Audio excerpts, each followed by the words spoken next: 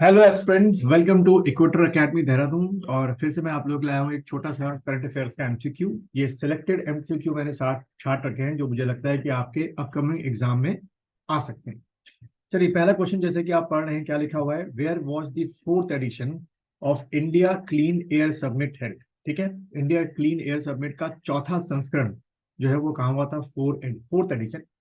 Options आपको दिख रहे हैं, पहला है बैंगलोर, दूसरा है दिल्ली या हरिद्वार, या इनमें से कोई भी नहीं। तो सोचिए आंसर, सोच के बताइए क्या आंसर इसका हो सकता है।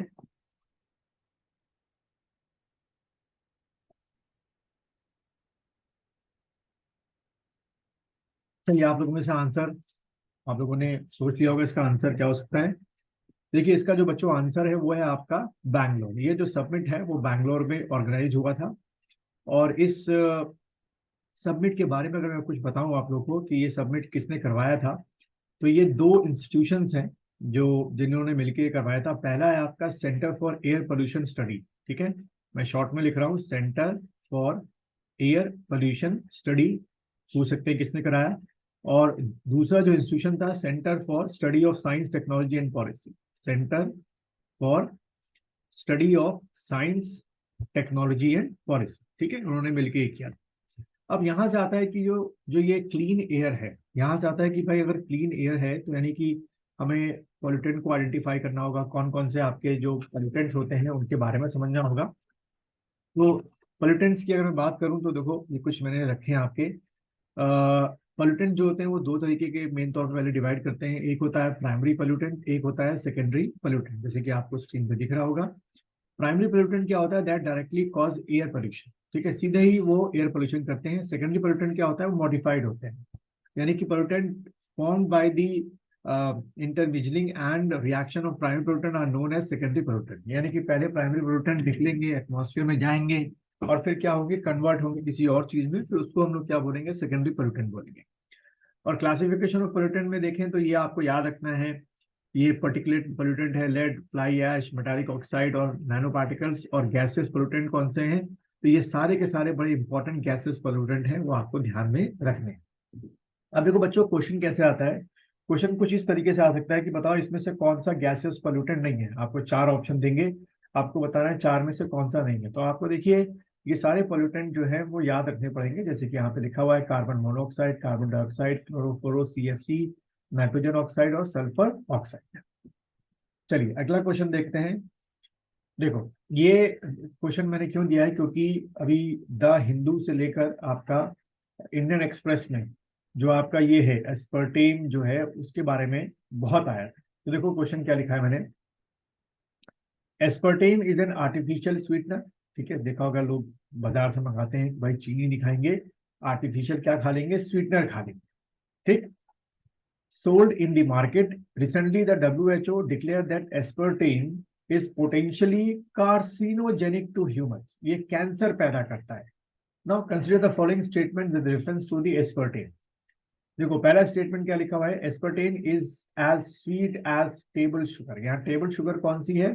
जो आपकी व्हाइट शुगर होती है, ठीक है, या प्रोसेस शुगर होती है जो हम लोग यूज करते हैं, नहीं करना चाहिए। तो इसमें कहा गया है कि एस्पर्टे उतनी मीठी है जितनी कि आपके घर में जो प्रोसेस शुगर यानी कि व्हाइट शुगर होती है। But unlikely table sugar, it is not readily oxidise in human body due to the lack of requesting enzyme. ठीक है, वो क्योंकि आर्टिफिशियल स्वीटनर होती है तो उसके अकॉर्डिंग एंजाइम हमारे बॉडी में नहीं बनते। पहला स्टेटमेंट तो ये है। दूसरा स्टेटमेंट देखो क्या लिखा है, aspartame is several times sweetener than the table sugar. But दूसरा ये कह रहा है ठीक इसका अपोजिट, कि नहीं भाई ये टेबल शुगर से बहुत ज्यादा स्वीट होती है। Hence food item made with smaller quantity of aspartame yield fewer calorie on oxidation. तो नीचे ऑप्शन देख लोगे आपके, आपको बताना है कि दोनों स्टेटमेंट, पहला स्टेटमेंट सही है या दूसरा सही है, या दोनों ही सही है, दोनों ही गलत। ठीक है, तो इसको सोचिए आप लोग क्या हो सकता है। मेरी पढ़ते पढ़ते आप लोगों ने आंसर निकाल लिया होगा। तो बच्चों इसका जो आंसर है, इसका बच्चों जो आंसर है वो है आपका बी, यानी कि बी आंसर है। ओनली टू स्टेटमेंट सही है, ये पहला स्टेटमेंट गलत है, क्योंकि दूसरा वाला ही पहले वाले को क्या कर दे रहा है? गलत साबित कर दे रहा है। जो अगर आपको पता है कि इसमें लिखा हुआ है aspartame is as sweet as table sugar, यही स्टेटमेंट क्या हो गया? गलत हो गया। तभी तो लोग क्या करते हैं, इसको खाते हुए कई गुना ज्यादा शुगर होता है और कैलोरी भी कम प्रोड्यूस करता है। चलिए थर्ड क्वेश्चन देखेंगे। Recently who has become the new chairman of law commission of India. अब ये किस लॉ कमीशन ऑफ इंडिया की बात हो रही है? 22nd, यहाँ पे लिखा नहीं है, मैं लिख देता हूँ। तो आपको बताना है इन चारों में से 22nd लॉ कमीशन के नए चेयरमैन जो हैं वो कौन बने। ऑप्शन के तौर पे जैसे आप देख रहे हैं, पहला है जगदीश ठाकुर, दूसरा है अखिलेश चौधरी, थर्ड नाम है थोड़ा ऊपर नीचे हो गया, डी मतलब हो गया ऋतुराज अवस्थी, और डी महेंद्र नाथ जी। तो वो सी बी ऊपर थोड़ा सा हो गया, लेकिन आप जो आपको आंसर सही लगता है आप अपने मार्क कर लीजिए कि 22वें लॉ कमीशन के इन चारों में से चेयरमैन कौन है।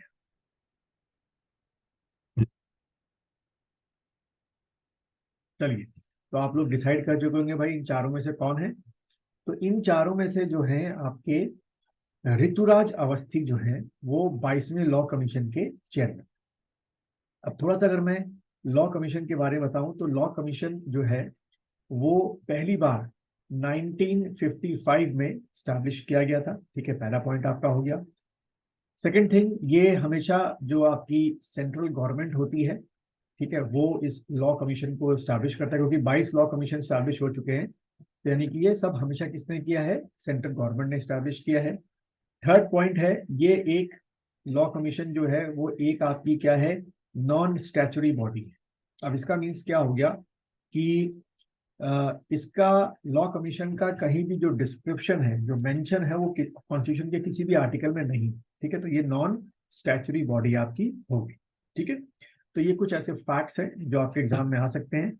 और लॉ कमीशन का काम क्या होता है, क्यों स्टैब्लिश किया जाता है? भाई 22 बार लॉ कमीशन स्टैब्लिश कर चुके हैं कि जितनी भी आपकी कमियां हैं हमारे एग्जिस्टिंग लॉ में, जैसे क्रिमिनल लॉ आपके हुए हैं, या लैंड लॉ आपके हैं, या कुछ सिविल लॉ आपके, हिंदू लॉ और मुस्लिम लॉ है, तो according to the changing society उसमें क्या चेंज किए जाएं, ये आपका लॉ कमीशन क्या करता है? स्टडी करने के बाद रिकमेंडेशन देता है, और ये रिकमेंडेशन फिर पार्लियामेंट में भेजी जाती है, और फिर वहां बाकायदा बिल की फॉर्म में उस पर्टिकुलर लॉ में जहाँ पे अमेंडमेंट चाहिए या डिमांड होती है, वो अमेंडमेंट उस लॉ में किया जाता है। तो आप कह सकते हो कि एक तरीके की एक रिकमेंडेड बॉडी।